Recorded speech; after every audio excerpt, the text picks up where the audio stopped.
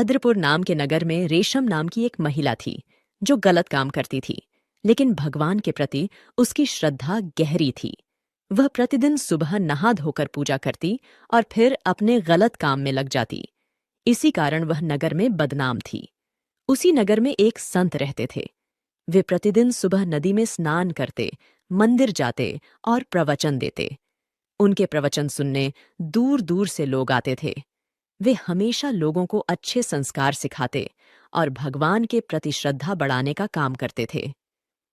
ये संत कितनी अच्छी बातें बताते हैं। इनके प्रवचन सुनकर बुरे से बुरे लोग भी सुधर जाते हैं। बिल्कुल सही कहा। पिछले सप्ताह मैंने अपने बिगड़ैल बेटे को संत का प्रवचन सुनने जबरदस्ती ले आया था। प्रवचन सुनने के बाद तो जैसे जादू हो गया। उसके मन पर संत की बातों का गहरा असर पड़ा और वह सुधर गया। संत की बातों का ही प्रभाव था कि लोग दूर दूर से उनका प्रवचन सुनने आते थे। वे अपनी खुशी से संत को कुछ न कुछ दक्षिणा में देते। एक दिन जब संत मंदिर में थे, रेशम भी वहां आई और प्रणाम करने के बाद संत के पैर छूने लगी। तभी मंदिर के पुजारी ने कहा, तुम संत के पैर नहीं छू सकती। तुम्हारे छूने से वे अपवित्र हो जाएंगे। ऐसा क्यों कह रहे हैं आप? बाबा, आपको नहीं पता, ये औरत गलत काम करती है। यह तो पापिन है। तुम्हें देखकर लगता है कि तुम भगवान में विश्वास रखती हो। कल मेरी कुटिया में सत्संग सुनने आना। जरूर आऊंगी बाबा। जब संत का सत्संग शुरू हुआ, रेशम भी आई और पूरा सत्संग सुना। सबके जाने के बाद रेशम ने संत को प्रणाम किया। बेटी, तुम जो गलत काम करती हो उसे छोड़ दो, नहीं तो तुम्हें नर्क भोगना पड़ेगा। लेकिन बाबा, फिर मैं क्या करूंगी और खाऊंगी कहाँ से?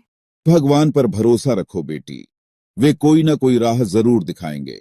संत की बात मानकर रेशम ने अगले ही दिन से गलत काम छोड़ दिया और अपने जमा पैसे से ठेला खरीदकर फल बेचने लगी। नगर के लोग उससे फल नहीं खरीदते थे, इसीलिए वह बाहर जाकर सस्ते दामों पर फल बेचती थी। उसकी अच्छी खासी बिक्री हो जाती और जो फल बचते वे गरीबों को दे देती। वह प्रतिदिन मंदिर जाकर भगवान के सामने माथा टेकती और रोज प्रवचन सुनती। इससे उसकी बुद्धि निर्मल और पवित्र हो गई। उसने अपनी आमदनी का कुछ हिस्सा गरीबों की मदद में लगाना शुरू कर दिया। धीरे धीरे नगर के लोग भी उसका सम्मान करने लगे। जो लोग पहले उसे देखना भी पाप समझते थे, अब उसकी तारीफ करने लगे थे। देखो, ये वही महिला है जो कभी गलत काम करती थी, लेकिन अब गरीबों की मदद करती है। भगवान हर किसी को उसके जैसा दिलदार बनाए। अब हर कोई रेशम की प्रशंसा करने लगा था। समय बीतता गया और रेशम बूढ़ी हो गई। एक दिन उसकी मृत्यु हो गई। संयोग से उसी दिन संत की भी मृत्यु हो गई। दोनों की आत्मा यमलोक पहुंची। यमराज ने संत और रेशम के कर्मों का हिसाब निकाला और आदेश दिया, इस महिला को 2 दिन के लिए नर्क में और फिर सदा के लिए स्वर्ग में भेज दो, और इस संत को हमेशा के लिए नर्क में भेज दो। हे धर्मराज, मैंने अपना पूरा जीवन लोगों को सही मार्ग पर चलने के लिए प्रेरित किया, फिर भी मुझे नर्क क्यों? हे धर्मराज, आपके दरबार में ये कैसा अन्याय हो रहा है?